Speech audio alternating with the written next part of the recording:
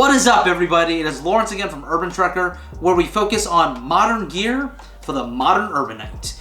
And today I needed to get this video out. Normally I would make the reviews first and have a lot more testing with the video, but today's really focused on the purchase decision itself because I had a really hard time just looking at pictures, product descriptions, going on the internet through forums like Reddit, and still picking the wrong damn one for my use case.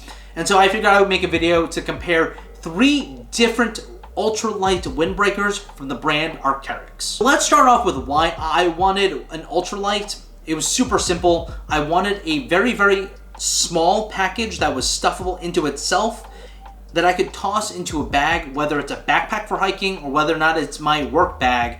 I want it to be relatively small, and I just never wanted to think about it ever again once I put it in there. But if the wind picked up or if there was precipitation, I could easily pull it out and use it at any time.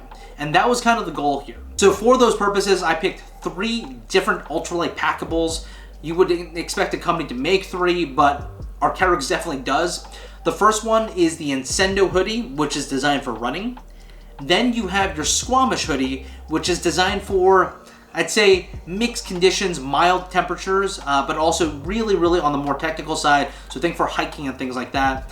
And then finally you have the Noden, which I really couldn't figure out what it actually did. But after I received it, I'd say that it's much more of your general purpose one out of the 3. In terms of price point, the Incendo is the cheapest one at $139. Then you have your Squamish at $159. And finally, you have your Noden at $199. So it is not trivial in terms of price. The Noden is significantly more expensive than the lower end, which is the Incendo. So let's start with the commonality of all 3. So all 3 have 3 major things that I was looking at. Number 1 is the hood. Number 2 was the pocket configuration. And number 3 was packability. So the Incendo, like I said, is designed specifically for running. It is purpose-driven in many ways. It is the lightest out of the 3. It also has 2 different types of fabrics, one called Lumen, and one of, I'm not sure exactly what it is, but it's a mesh that is highly breathable. This is the most breathable out of the 3 jackets.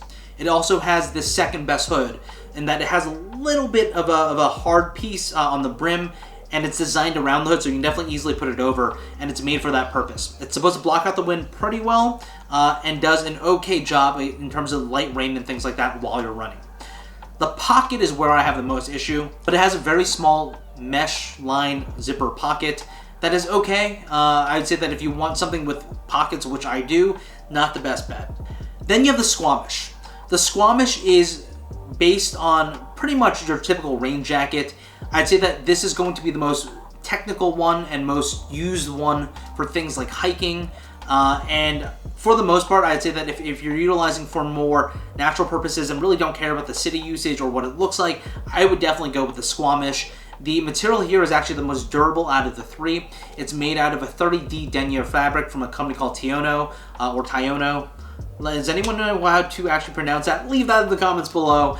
And it also has a zippered pocket in the chest area, and it's much more spacious than the Incendo. And what I like about that is you can actually put your phone in there, and you have a little more space to work with.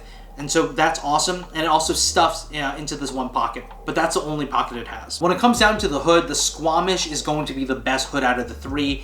It has a little brim, soft brim in the front, and that soft brim is going to help keep some of that moisture away from your face or your body when you're running into precipitation, which is awesome. It's also a little more abrasion resistant because of the denier fabric, the 30D denier fabric. So I'd say that it definitely fits in really well if you're looking for something for hiking or somewhere where you might have mixed conditions under mild temperature ranges and mild types of activities. Finally, you have your Noden. The Noden, I would say, isn't designed for anything.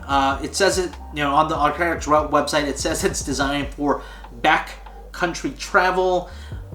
I don't actually know what that means, and so this was the least attractive to me in terms of marketing as well as description, and so I decided not to even look at this one until there was a Labor Day sale. So the Noden has the most interesting hood in that you can actually put it away. So you can see at the neck collar, there's a little zipper here where the hood actually goes in. But because of that, it definitely has the worst hood, but coolest collar. I would say that the hood is not the strong point, and so if you're looking for something with a very, very good hood, I'd probably go with the Squamish and not this because it's just there, but that's okay with me. In terms of pockets, it has 2 side zipper pockets, which honestly is the main reason why I picked the Noden over all other else. I like my outer layers to have pockets.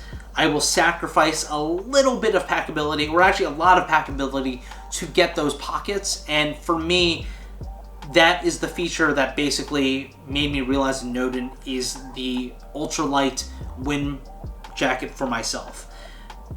The other thing I like about it is the fact that you can put the hood away.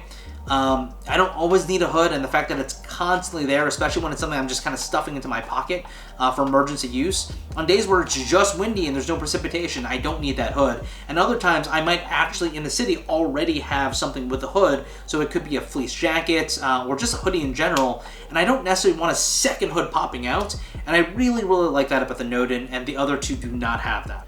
Lastly, on the face fabric, it's made out of a 20D Tiono, which is, like I said, ultralight again. If you remember, the Squamish has a 30D, and the 30D is a little more abrasion resistant, but I would say for the most part, I'm not buying this for abrasion resistance. I have other jackets for that reason and those purposes.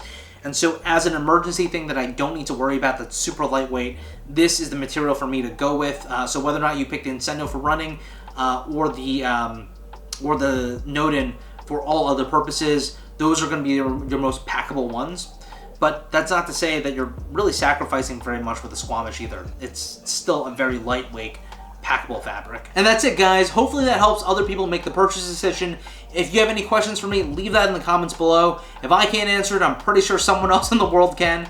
And if you like the channel, definitely hit the thumbs up as well as the subscribe button. Once again, I'm Lawrence from Urban Trekker, where we focus in on modern gear for the modern urbanites.